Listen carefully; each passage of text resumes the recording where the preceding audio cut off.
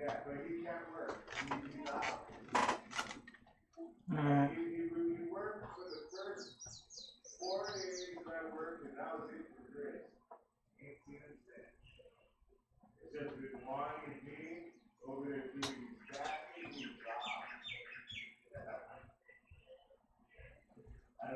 This quiet suburban Main Street is about an hour from Manhattan, home of the New York Stock Exchange and some of the biggest names in banking. But don't let looks fool you. A lot of the trading these days happens in places like this. On the second floor of this building is a high-frequency trading firm, one of the few that will talk to the press. A company dealing in the fast-paced world of high-speed trading, where millions of shares change hands in seconds, the offices of TradeWorks in Red Bank, New Jersey, are surprisingly laid back, a place where a handful of young programmers work on complex trading strategies. Firms like TradeWorks have been villainized for contributing to the recent wild volatility on Wall Street. This is an actual trade that we participate in, which is a moneymaker for us. But founder Manoj Narang says nothing could be further from the truth. The thing about high-frequency traders in particular is that their buying interest in any fixed time period generally is exactly identical to their selling interest. So you're doing both? Meaning we buy as many shares as we sell in relatively short time periods. So it's fairly easy to, just as a thought experiment, see that high-frequency traders cannot impact prices of stocks. Some of the people saying this, though, are sort of long-time Wall Street people who presumably know a thing or two about this. Why do you think that the attention keeps coming back to high-frequency trading, if what you say is true? What you see in the financial industry is that lots and lots of firms, the asset management industry in particular, multi-trillion-dollar industry, is under pressure. When I make my viral, look at this. So when when I make my viral videos, I'll shoot up plus 200 viewers. Rejected me, but I'm talking to like 10. Anyways,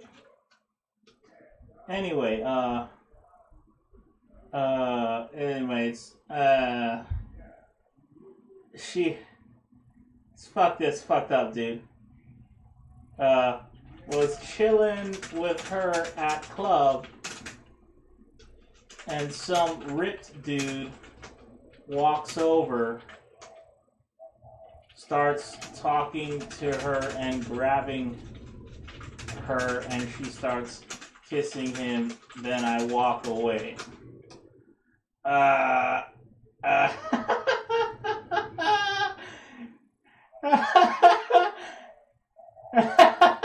That's what happened. I texted her for 3 days. We go to club to party. And then she just goes with another guy. Fuck it.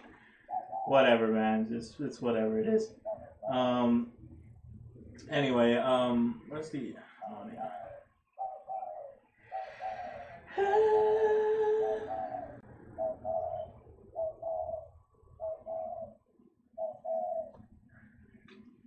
Anyway, that's what happened.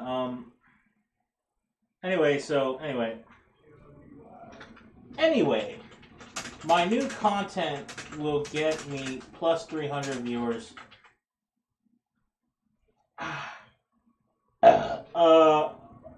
Like, streaming to no viewers makes me no money. So I'm working on stuff that will make me money. But I plan to stream hours a day, about 5 days a week. New content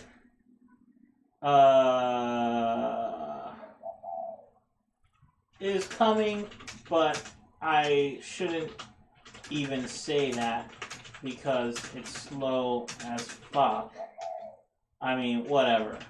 When it's out, it's out. Alright, now, yep, yes I have. I am doing shit slowly. Anyway. Sour grapes because, look, it's the oldest trick on Wall Street to look for a scapegoat when you can't explain your own performance, right?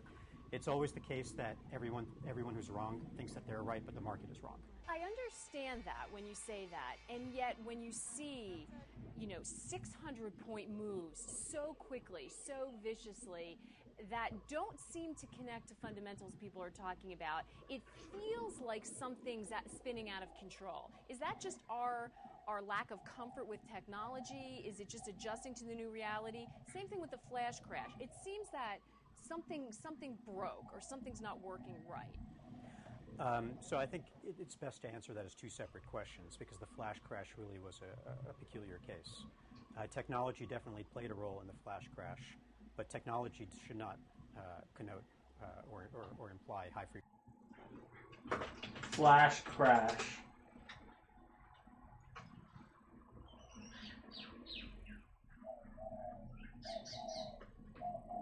What the fuck?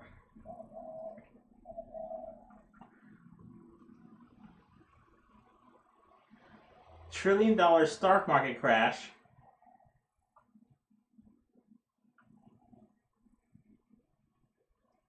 What? Flash crash?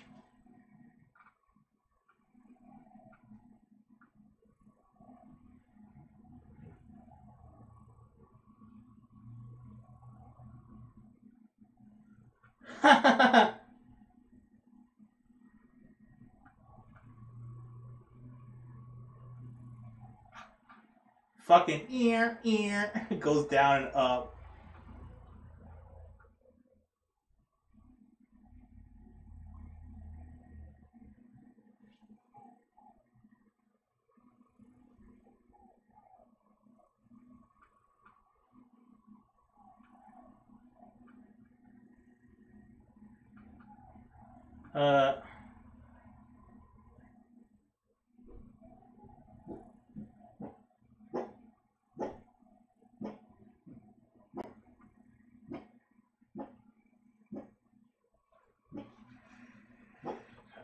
Spoofing algorithms. He placed thousands of E-mini S&P 500 stock index futures contracts, which he planned on canceling later.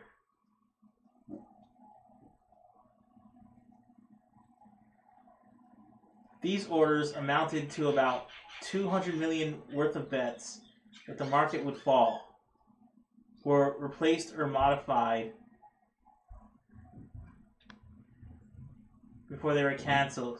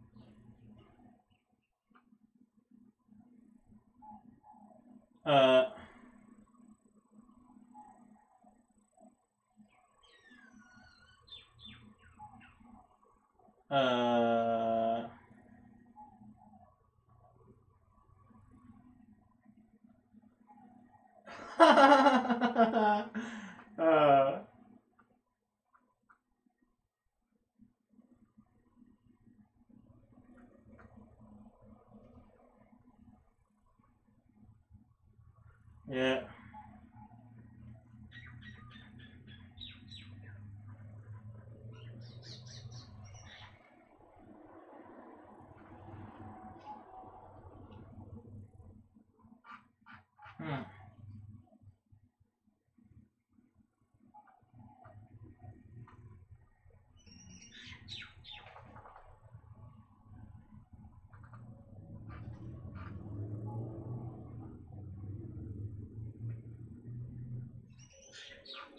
Interesting.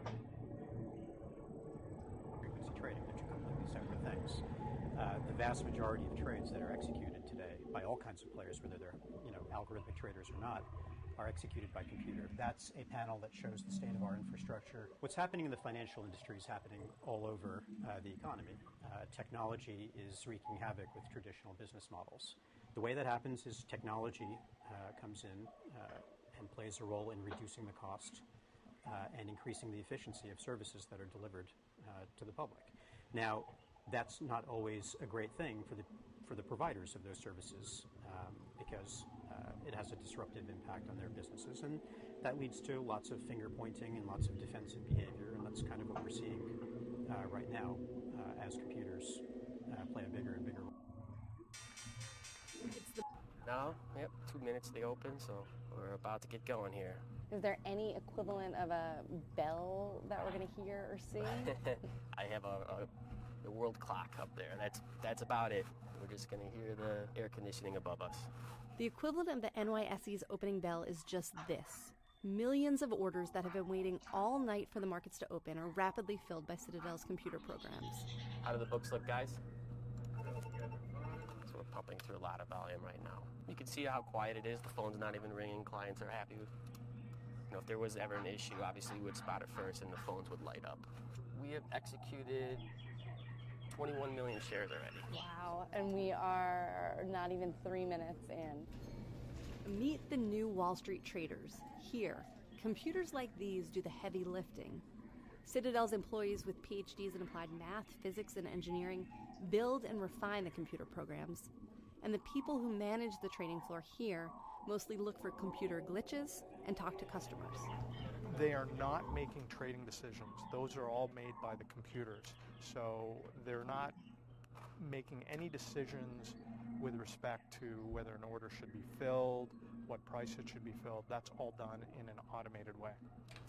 When you click send from your TD Ameritrade account, there's a good chance that Citadel's computers see it. Then they either fill your order or send it out to the Byzantine network of 13 exchanges and 20 plus dark pools to execute it. Dark pool is really, it's an unfortunate terminology that the industry created, and really a dark pool is nothing more than a crossing. Okay, I'm gonna go over there. The whole market doesn't know what you want to buy or sell. We've seen these market dislocations.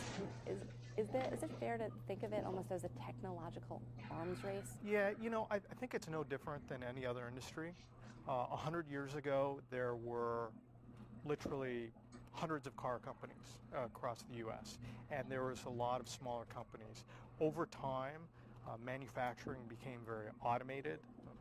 You had factories, and you had the cost of building a factory went up. We are a technology leader. We make a big investment in technology to stay cutting edge, and yes, we're constantly investing in our systems to stay at the forefront of technology.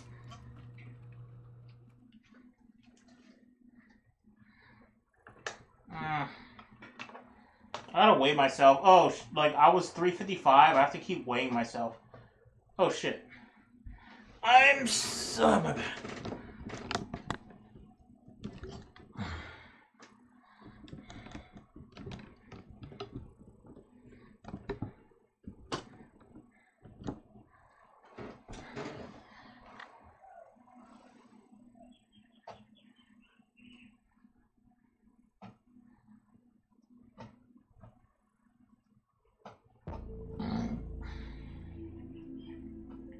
The flash crash was definitely the event that I can look back on that crystallized my fears and anxieties around what high-frequency trading was doing to the market. That day, I was on the trading desk, and basically we saw the market just disappear.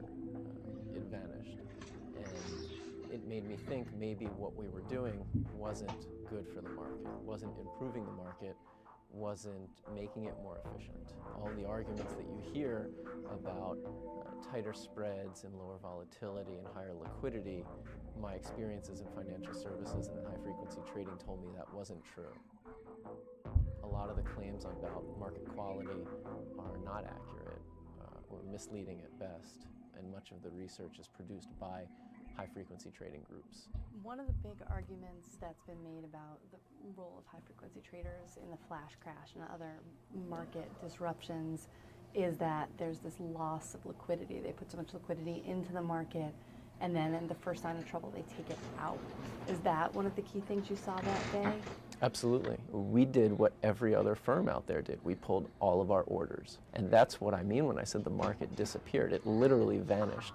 There were no offers to sell stock. There were no bids to buy stock for what must have been 30 seconds to a minute there. And when the market disappears, that's pure dysfunction. And it seemed to me that what we were doing was not making things more stable, it was making things more volatile. And when you look at studies of the flash crash, it shows definitively that high-frequency traders became net takers of liquidity. They were not providing liquidity, they were taking liquidity. What are some of the most crazy predatory tactics that you think high-speed traders are still using right now? So one of them is called quote stuffing, and it exploits a quality of the feeds that send data out of the exchanges. These feeds are broken up by alphabet. So you have, for example, A to C is one channel, and you can flood one of the symbols in that channel and slow down everybody who's listening to that feed, and then pick off people in another symbol within that same channel. I think it's better called a denial of service attack, much like hackers do, but they call it quote stuffing. That's a particularly egregious one, and in 2010 an academic study found pretty substantial evidence that that was occurring on a daily basis. Do you think that's still occurring now? Has there been any success in cracking down on it? None. I would say yes. Almost certainly that's still occurring. And you can see it from some of the feeds? Yes, you can see that. That study, for example, found something called co-movement of message flow in a channel. It's a mathematical term, but you would expect to see co-movement within an industry or symbols that are exposed to the same macroeconomic factors. But the fact that things were moving together because of their alphabetical listing makes no sense. The only explanation is nefarious activity. So if the market has ticked up, for example, and somebody still has stale orders in the market to sell at too low of a price, you can hit those orders and then sell at the next price level, and it's a riskless trade. And that's what they're looking for. They're looking for riskless trades. And most of the nefarious activity involves generating situations level, and it's a riskless trade. Orders in the market to sell at too low of a price is nefarious activity. So if the market has ticked up, for example, and somebody still has stale orders in the market to sell at too low of a price, is nefarious activity. So if the market has ticked up, for example, Ticked up. and somebody still has stale orders in the market to sell at too low of a price, you can hit those orders and then sell at the next price level, and it's a riskless trade. And that's what they're looking for. They're looking for riskless trades. And most of the nefarious activity involves generating situations to realize these riskless trades. It does seem like there is a technological arms race. You have to spend a certain amount of money to just be able to play in these financial markets, and if you don't, you're at a loss. What do you think that's done to the markets? I think it's I am affected the 6 feet markets tall. significantly. You see huge amounts I mean, you'll see when I'm next to girls, I'm fucking tall, whatever. of money, hundreds of millions of dollars, maybe billions of dollars over the last few years invested in technology to accelerate trading systems. And I'm a technologist. This is very strange for me to say. You know, this was my business for a long time. But when you see metrics of market quality that have not been improving, then you have to question, what is this investment going to? And when you look at an industry and you say, maybe there are negative externalities being created here. Maybe this is a polluting industry, much like leather plants would pollute their water sources, and therefore they could make profits because society was bearing the cost of the pollution. That's a negative externality, that's the cost of which is not borne by the producer. And so therefore maybe high-frequency trading is making so much money because they are a polluting enterprise, and society is bearing the cost of that, and high-frequency enjoys the benefits.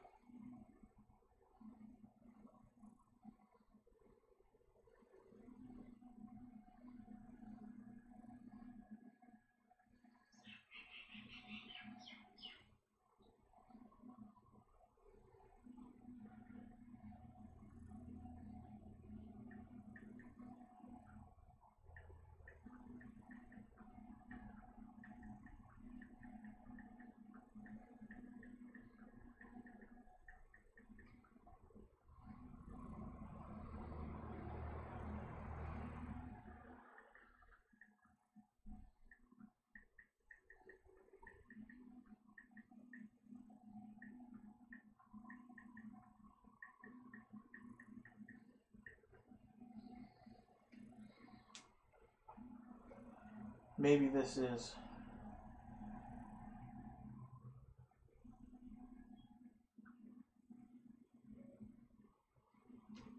meant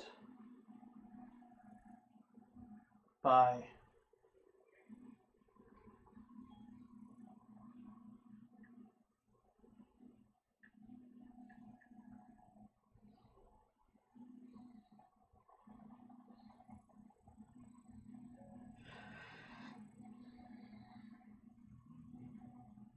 I was meant to talk to you, to help you.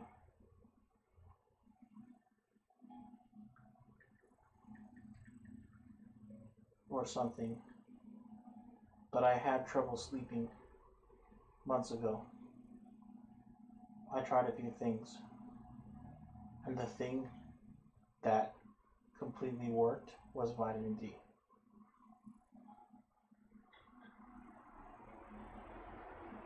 I'm telling you, if you take vitamin D at 11:30,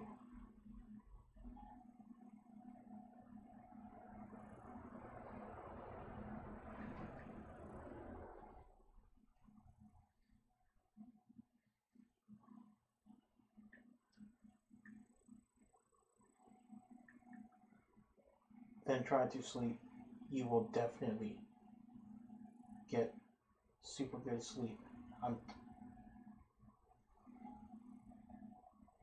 I swear it works. It will work your first time. It worked for me.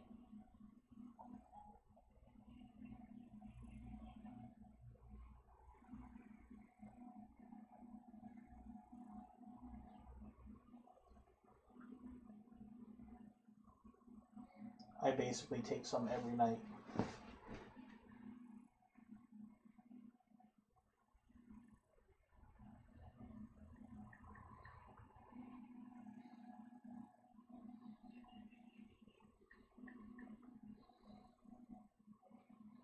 It totally works. It makes me sleep really well. Honestly, I'm very curious. I want you to try it because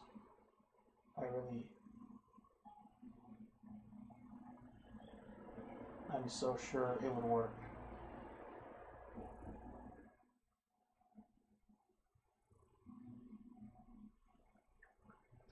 So I'm curious.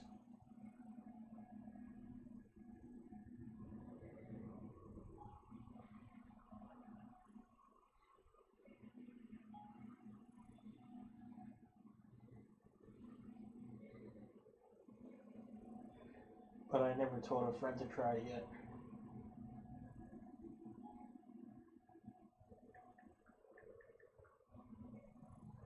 So you will be my first test besides myself to see if it really helps with other people's sleep.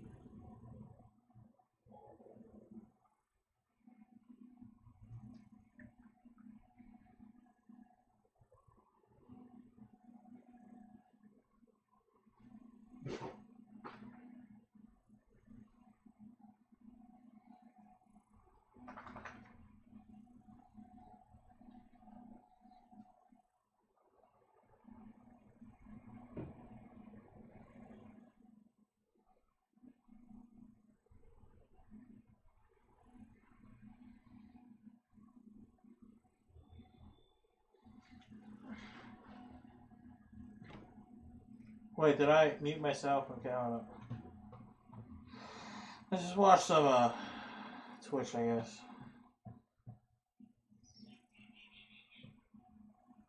This girl said she's having trouble sleeping, so I told her, you gotta take vitamin D. Like, it works for me.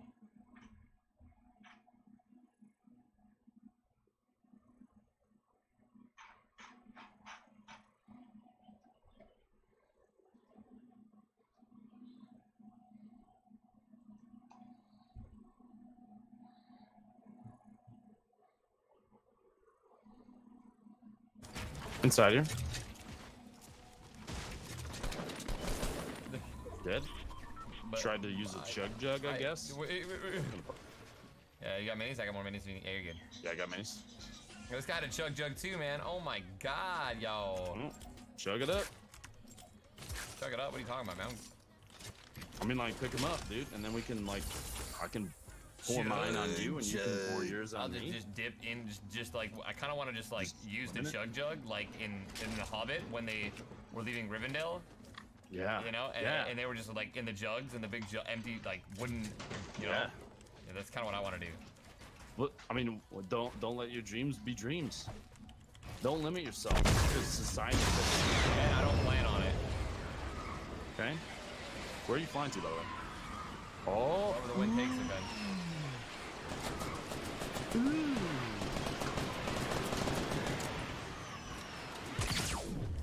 Hit one. They were both trying to shoot it. They couldn't. I'm amazing. You still up there? Yeah, I hit one. Okay. I got one knock. So much. I know. There's a reason you keep me around. Game edited him. Look at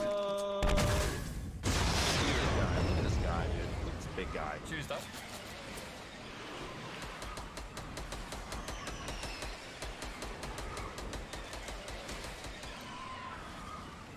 Oh, he couldn't clutch it. He couldn't clutch it. He couldn't. He edited the wall. He couldn't unedit it. Oh, that's too bad, guys. Hey, they stream too. Oh. Yo, Just gotta love that Twitch. I think I shoot shots. Only one team left.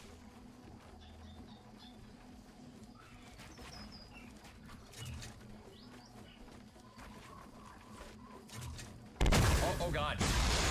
Oh. Oh. What you got? I want to set myself on a run. Yeah, you want to swoop onto it? Yeah. Oh yeah. Here. I mean, oh, okay.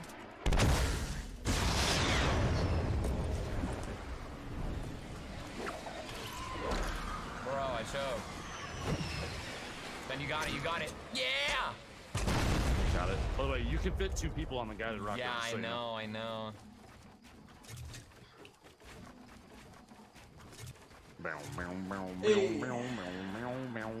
Why? Oh, it's a 2v2. Yeah, you didn't know that? No, I'm paying attention. That's sad. We're gonna have more guys. Just be kind of a slaughter fest tonight. You know, I'm just hoping for more targets.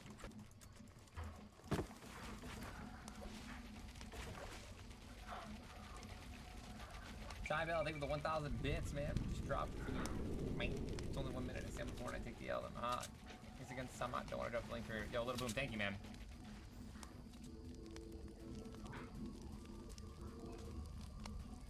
Oh, you sampled Fortnite's Take the L? I hate that song, dude. Oh my god.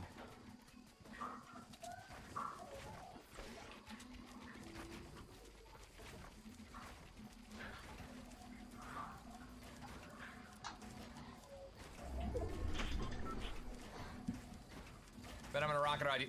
I don't watch stuff about the stuff. Okay, where am I going?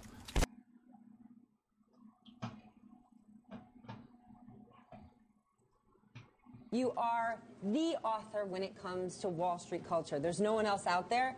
But in terms of reaction, you have never gotten such a visceral reaction in such a short time. What do you make of all this? It does. I've had one experience kind of like this, and it was when I published Moneyball. But in that case, they weren't threatening to throw old baseball scouts in jail for what they did. But the disruption to the industry that caused feels a lot like this. And the instigator, there's a character kind of who is taking a different view of the industry and has kind of investigated it one way or another. The main character of this book, Brad Katsuyama, has got a similar feel to me to Billy Beane. So I feel the reaction feels, it reminds me of that, that everybody has to have an opinion about the book right away, no matter if they've read the book or not. So that's similar. But is the opinion about the book or about the claim the market's rigged? That's a big claim. Yeah, well, it is rigged. So it's not that big. You read the book, I don't think you can put it down and say the market's not rigged. I really don't think you. I mean, unless we can we can parse the word rigged. Maybe we should. So let me give you an analogy that I think is a very close analogy to the way the stock market's structured. It's a casino analogy. So I have a casino, and I want to start a poker game in the casino. So I get 3 card sharks, and I tell them, go sit there and start the game. Make it look like a good game's going on. There are no 4s, there are no 9s, there are no queens in the deck. Only you will know that. And we will pay some tour group operators to bring like a bunch of dumb tourists in to play with you. They won't know. You'll win. Hold on. Tourists. David Einhorn's a dumb tourist? Yes. Come on now. In this analogy, hold on. In this analogy, every investor, David Einhorn did not know. He did not understand. He understood that whenever he tried to do something in the market moved, like someone knew what he was up to. In the same way that big pension fund managers and mutual fund managers saw when they tried to execute big orders, oh my God, it's like someone knows I want to buy before I buy. But he didn't know why. He didn't understand that high-frequency traders were putting machines in exchanges to be closer to the exchange so that they could get price information 2 milliseconds before him, and so on and so forth. Can I finish my analogy? Absolutely. So here's the analogy. So of course, the tourists get fleeced all the time in the poker game because they don't know that the deck is rigged, right? The poker players pay the casino a cut of what they make. The casino operators pay the tour group company money to bring in the tourists. In this case, casino is the exchange, the poker players are the high-frequency traders, and the tour group operators are the banks and the brokers that handle the stock market orders. And I think the analogy is pretty close. So is that rigged? Is that a rigged game? I think it is a rigged game. Well, it's rigged only in as much as rigged. So let's use the analogy. Why are you so invested in the idea this is fair? Why are you even arguing about this? It's so clear. Me? Yeah, you seem to be. So why? Actually, we've just no. It's very interesting. No, but you seem to be. You can see it's very clear that people are being front run in the market. There's plenty of evidence in the book. People making tests in the market. Their orders are being anticipated and inferred. Anticipated and run in front of. That's right.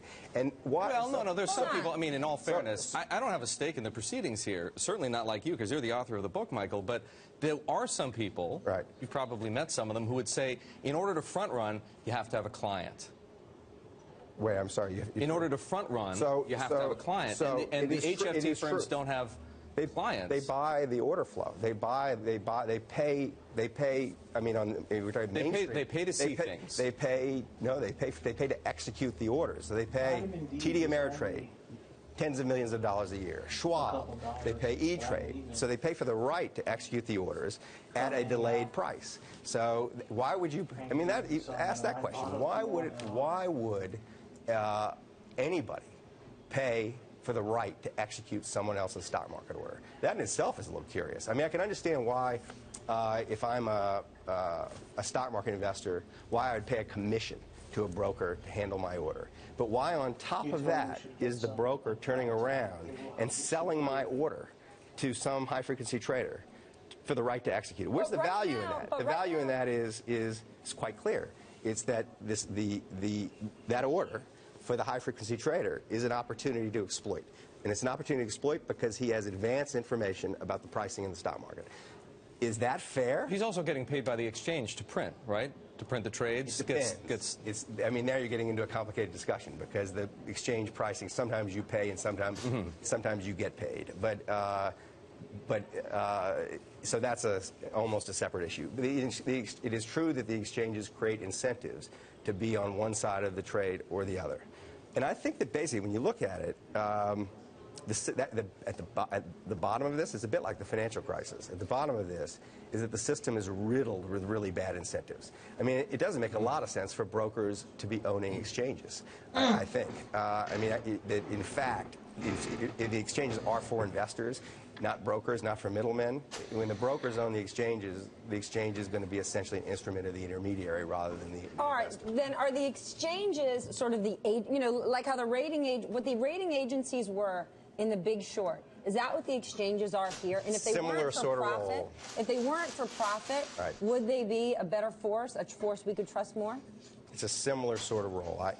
That analogy is probably, but yes, it occurred to me that's actually sort of the role, that they're thought to be Their role, it's a kind of utility role. You need them to be an honest broker. You need them to create a fair experience for a customer who walks onto them. And if they, because they are for-profit, they're incentivized, and because the way the markets work the way they work, they have to meet quarterly earnings and so on and so forth. It's not a long-term view they're taking, it's a very short-term view they're taking, that they are constantly subjected to the temptation of taking money from one faction of their clientele at the, to put the other faction in a bad place. Would we like these HFTs more if they actually were putting money at risk, if they had positions? Yes. The fact that they are just taking Yes. a scrape here, is Yes. that why we dislike them so much? The fact that they're sort of set up not to take market risk. You know, it's funny. I want you to have skin in the game. If you have skin in the game and you could lose, I like you If more. you could have, 4,000 trading days without a single day's loss, something's a little weird, right? I mean, Yes, right. But let's rewind the clock to pre-1975 when there weren't Yeah. really market makers the way there are now. There were, trading What? was largely an agency business. This is before Gus Levy, What? before the arbitrage desk at Goldman Can't wait Sachs. 5 and minutes. Robert Rubin. They didn't lose any money either. You don't lose any money as an agency trader. Oh, it's not true that they didn't lose any money when you rewind the clock. I mean, I worked on Wall Street. The Salomon Brothers, the traders would have down days and they'd have up days, and they just hoped the up days were better than the down days. But they were putting money. They were putting money at risk, and they were putting money at risk. Right. They were, the position they were taking. I mean, I'm not saying that was pure and innocent and great either, right? I mean, but there were different problems in different days. But the role they were playing was a buffer in the market. They're playing the role that Brad Katsuyama played at RBC, that someone needs to sell 1 million shares of something, and the market isn't ready for that. But and you know what? They'll sit in the middle. You're actually. Here's one. I'll phrase it as a question instead of making a statement. Would you acknowledge that your critics perhaps have one fair point, which is that it's hard to generalize, that much of what you're talking about, much of the people whom you identify as the victims in the book are by and large institutional traders. Some of them are mutual fund managers like So can I stop you there? Can I stop you there? I'm sorry, but in the book there's a long interview with the guy who spent years selling the order flow for TD Ameritrade. I mean, that is not. I read it. That's not institutional investors. That's you and me. That's mom and pop. And he says, what's the most valuable order for a high-frequency trader to exploit? It's a market order from an individual investor because the individual investor has such a slow feed, basically. But then no, it's true. Now, what is true, if the order is a 100-share order, it's probably not that big a deal. It's not that big a deal. Right. That's true. But well, a lot of retail orders are 100 shares. But who manages the savings of most people in America? It isn't people trading 100-share lots on E-Trade or Ameritrade. It is mutual funds, it's pension funds. But be careful who you defend here. Actively managed mutual funds. Right. We could talk about the passive ones separately, Right. but actively managed mutual funds, on the whole, do a terrible job of overseeing Americans' money. Right? They fail to beat the market more than 50% of the time. And they charge a fee on top of that. I mean, here, we were going to get down to this, but let's do it now. How do you decide who to put the white hat on? I didn't put a Are white these hat. white hat guys? I didn't actually put a white hat on the mutual fund industry. I hope you don't think I just did that. But it doesn't help that in addition to the ineptitude of the mutual fund managers, they have to pay this tax.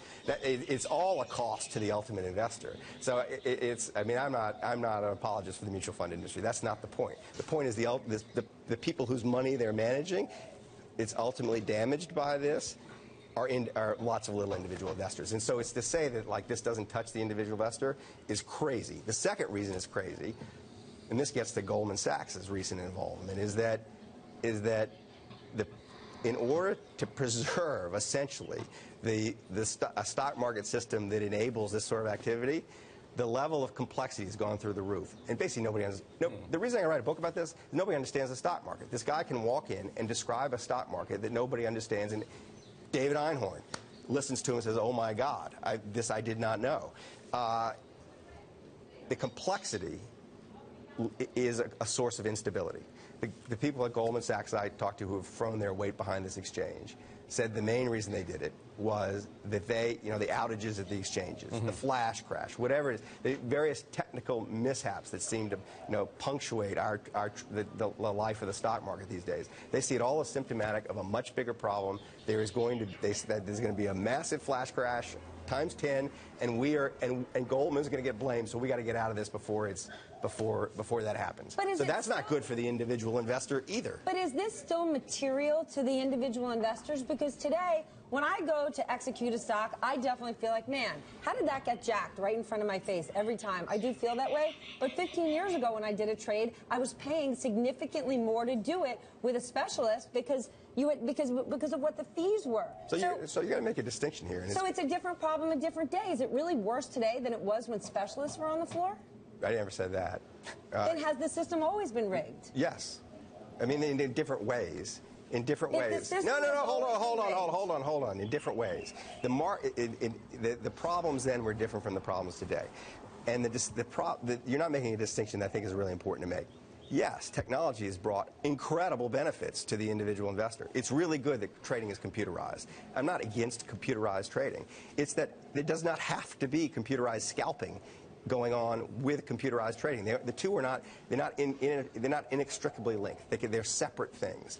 What really should happen is that you get to all the benefits of the computerized trading without someone running in front of you when you trade. That's what should happen. And there's no reason that can't happen. There's no reason that can't happen. And I think part of, this is a larger discussion about, the state of Wall Street. But what's happened here is that technology has basically eliminated a role Wall Street used to play. You used to need a human being to bring together a buyer and a seller. You couldn't do it yourself. You couldn't. Now you hit your button on your computer and your stock market order go into a box with everybody else's stock market orders. And you don't feel good about that? That's good. That's what I'm saying. That's good. Thing. The problem is but some guy is still jacking you, and that's the problem. Is you've got traders who take all this unnecessary financial intermediation happening. Wall Street's found a way to insert itself in the stock market where it's no longer necessary. And there's all this trading happening between intermediaries and you and me that just don't need to happen.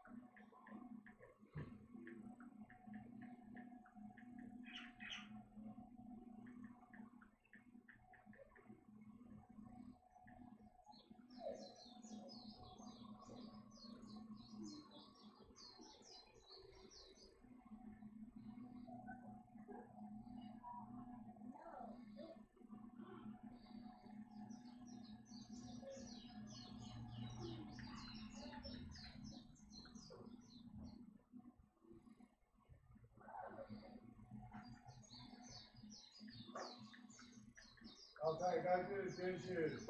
Yep.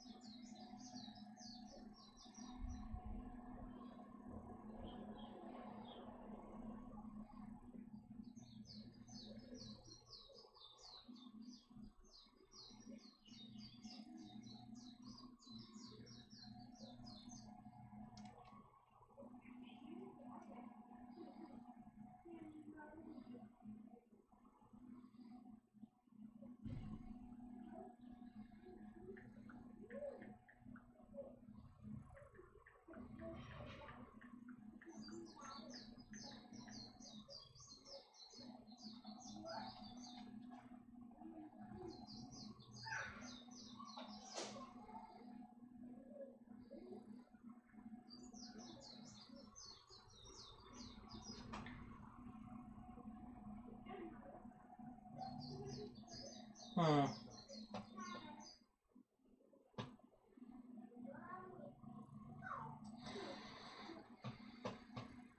60 Minutes, the week before it comes out, I'm sitting on a couch, sitting on my couch with my wife, and I pull up the preview. Michael Lewis is there on the screen, and Steve Kroft says to him, "What's the headline?" And he said, "The United States stock market is rigged." And I just went, "Oh my God, no, I can't." Michael Lewis says it on national TV. It's in the preview. So I call Michael, and I say to him, I said, "Michael, why in the world did you say the stock market's rigged?" And he said, "Well, let me ask you a question." I said, "Okay." He goes, "Is the way the stock market has been designed, does it systematically disadvantage certain people?"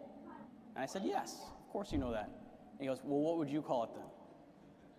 So the funny part about it is that rigged is a word. I have my money in mutual funds.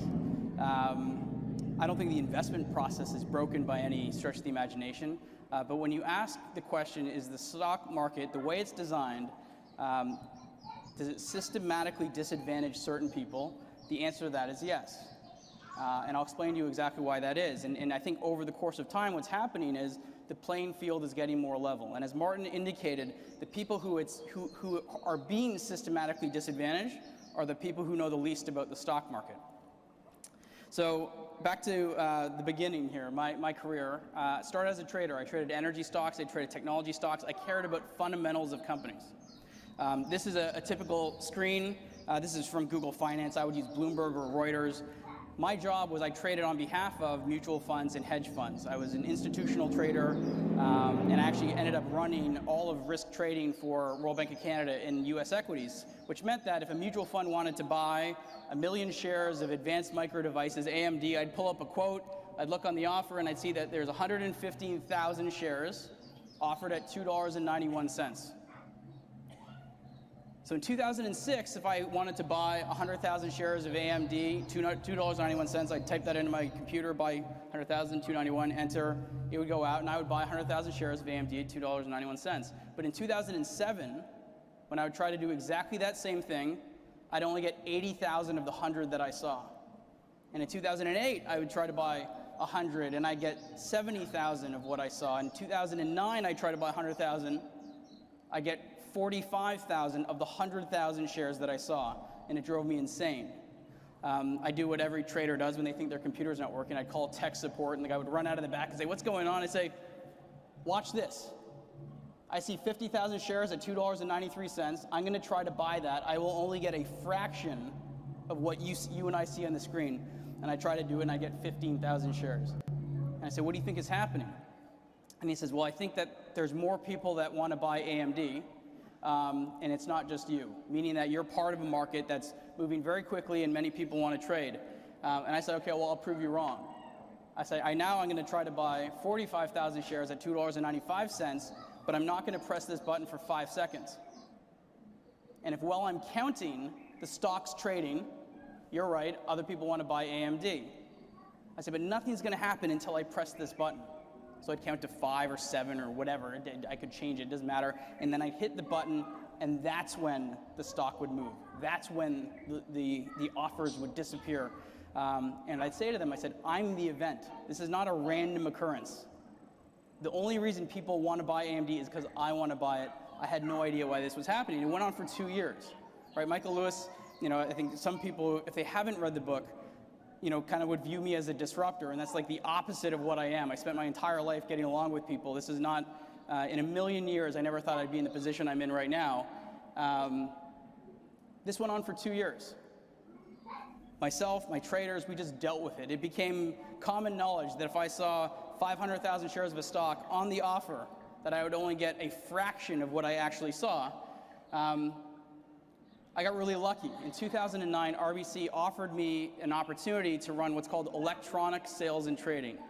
And what that meant, in a nutshell, is I went from managing a group of people, human traders, to computer programmers and network engineers that were building algorithms that our traders would use. So I went from managing traders to managing people who built programs and algorithms for those traders.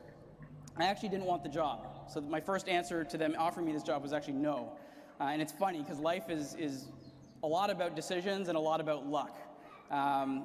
And for some reason, my boss kept persisting. I think you should really take a look at this job. I didn't want to do it.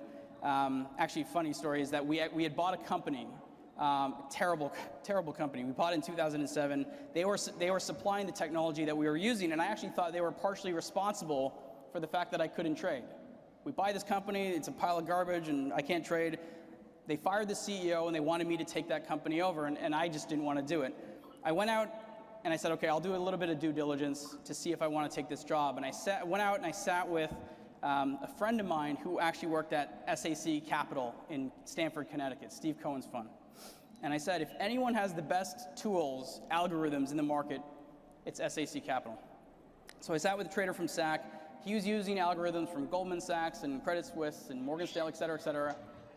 He could not buy or sell what he saw on his screens either. And that was the first time where the light bulb went off in my head to say, this isn't an RBC problem. It's not a crappy technology problem. One of the biggest hedge funds in the world is using tools built by all of the largest banks, and he can't buy or sell what he sees on his screen either. At that point in time, I actually knew the problem was systemic. So I took the job because I really wanted to figure out what was happening. And it turns out that some of the people that again, life has a lot to do with luck. I was hiring people in the spring of 2009. That's when I took the job.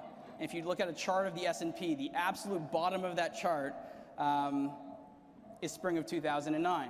And all of a sudden, I could convince a bunch of people who never in their wildest dreams ever wanted to work for the Royal Bank of Canada, that the Royal Bank of Canada was actually a pretty good place for people to work. So I built a team at RBC. For the first time also, I started to read about high-frequency trading. I had no idea what that was, but I knew that it sounded pretty important, and I needed to hire people from that industry, and I did. And what some of the people from the high-frequency trading industry explained to me was that the 100,000 shares of AMD that I saw on my screen wasn't just at one stock market, the New York Stock Exchange or NASDAQ. There were actually at the time 13 different stock exchanges in the United States that were geographically located in different buildings. Now, the geography actually is important here, because what that means is that when I see 100,000 shares on my screen and I try to enter an order, me pressing the button once isn't just one action. Me pressing the button once sends one message to something called a smart order router.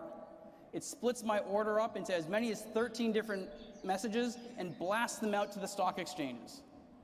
This is going to sound crazy, but RBC at the time, we were located in downtown Manhattan. All of the exchanges were in New Jersey, which is west of Manhattan. So what that means is that my one order to buy 100,000 shares of AMD, let's say there's 25,000 shares offered at 4 exchanges, BATS, Direct Edge, NASDAQ, and New York Stock Exchange, the 4 biggest exchanges at the time.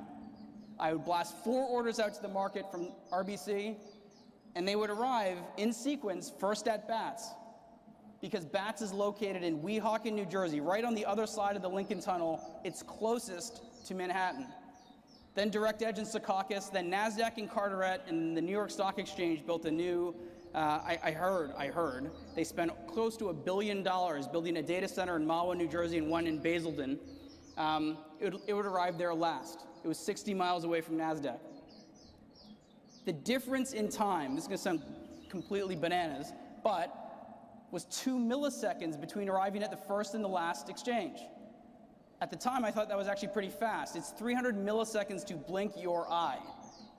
2 milliseconds to me seemed pretty fast, except for the fact that one of the people I hired, this guy by the name of Ronan Ryan, had just come from building out high-frequency trading infrastructure for some of the biggest high-frequency trading firms there were. And he said, I got bad news for you, Brad. I can get from one building, BATS, to the next in 476 microseconds. A microsecond is 1/1,000,000th of a second. He could actually get there 4 times faster than I could, which meant that as my orders were going out to the market, we would arrive at BATS first. Ronan's clients would pick up a signal and race us to Direct Edge, NASDAQ, and New York. And they were doing 2 things. One is they were canceling their sell orders. Now that they know a buyer has come in and bought everything, all of the AMD shares at $291 on BATS, they're racing out to cancel any sell orders they have in the market. But second, they're also trying to buy shares ahead of me to sell back to me at a higher price. And this is what was happening. After Ronan explained this to me, I said to him, wait, what? the fuck? What the fuck? Wait, what?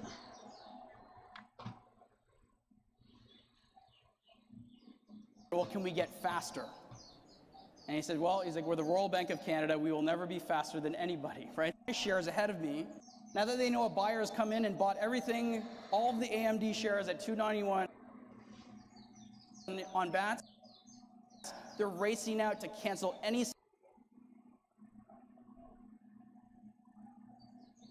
sell orders they have in the market. But second, they're also trying to buy shares ahead of me to sell back to me at a higher price.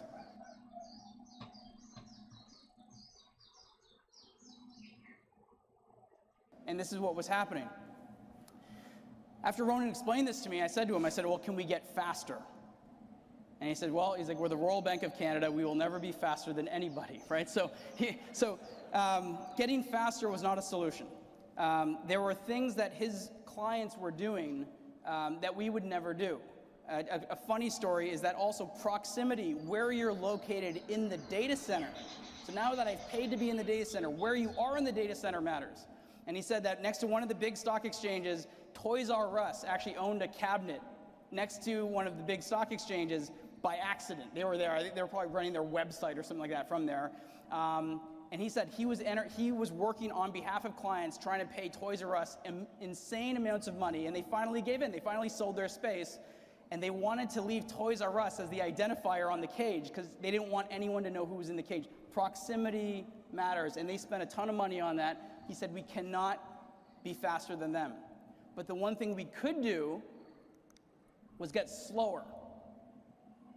And at the time in 2009, this sounds crazy. Every big bank out there was selling to their clients, we're the fastest, we're this, we're that, we're microsecond, we're nanosecond, and we said, you know what, we're gonna get slower. And what that means is slow down our fastest connections to try to get all orders to arrive at all exchanges as close to simultaneous as possible. And in theory, the way to think about this is send the order to New York Stock Exchange first, send the order to BATS last, to arrive simultaneous, and we actually were able to do that. We got our arrival variance down to 290 microseconds. It is not as easy as this diagram makes it look. It was actually very, very hard to do because latency changes.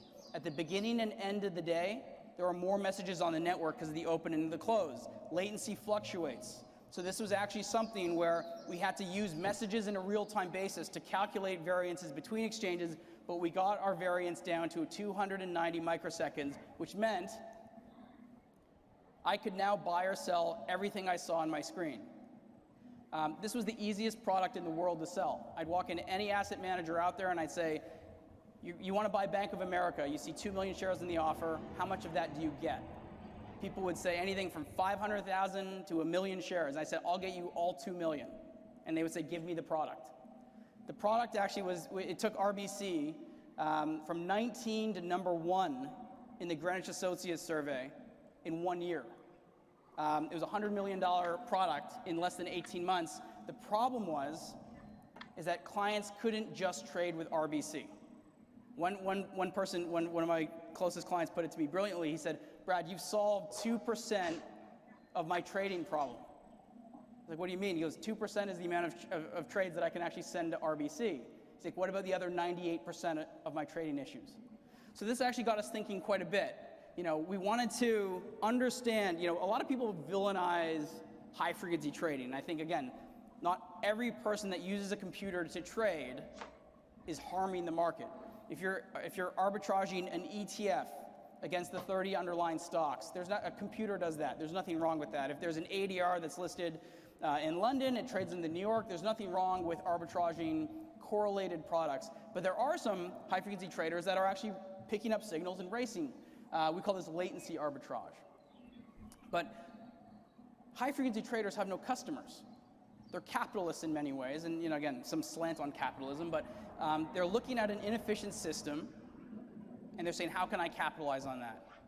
On the other hand, how can someone pick up a signal at BATS and race me to another exchange and get there in 476 microseconds? And the answer to that is because stock exchanges themselves aren't exactly what you think stock exchanges are anymore.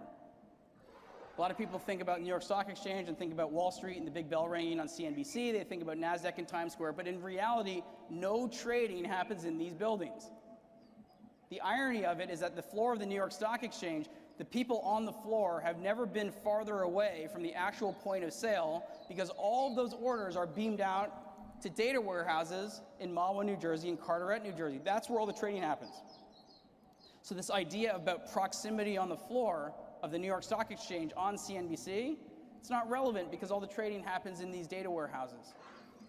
We started to ask ourselves questions, back to Martin's introduction, why does a stock exchange exist? If you sit back and you ask yourself, why is the greatest question in the world? I started IEX because I would just incessantly ask these questions to myself.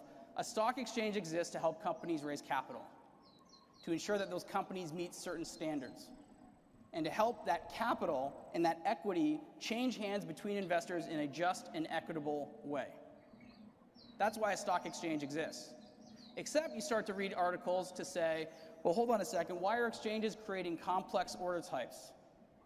2009, the way I learned about high-frequency trading is a stock exchange called Direct Edge built something called a flash order, which would give people a preview of an order before sending it on to another stock exchange, essentially a free look. Exchanges collectively in the United States pay $3 billion plus in what are called rebates. This is like figuring out that the electricity company pays you to turn your lights on. It was something that just completely baffled me when I learned it, but they're paying people billions of dollars to trade, which means they don't actually make money from trading anymore, which is why they open data centers, to sell people access, to sell people technology, to sell people cabling. They've even gone as far to put microwave towers on the roof of the exchanges to beam orders back and forth faster. Because all of this really adds up to the 476 microseconds that Ronan needed to beat me. It's being sold to him and his clients by the stock exchanges. The stock exchanges were enabling the issue that I just explained to you, among many other issues. We only have a few minutes here, so I can't get too deep into them.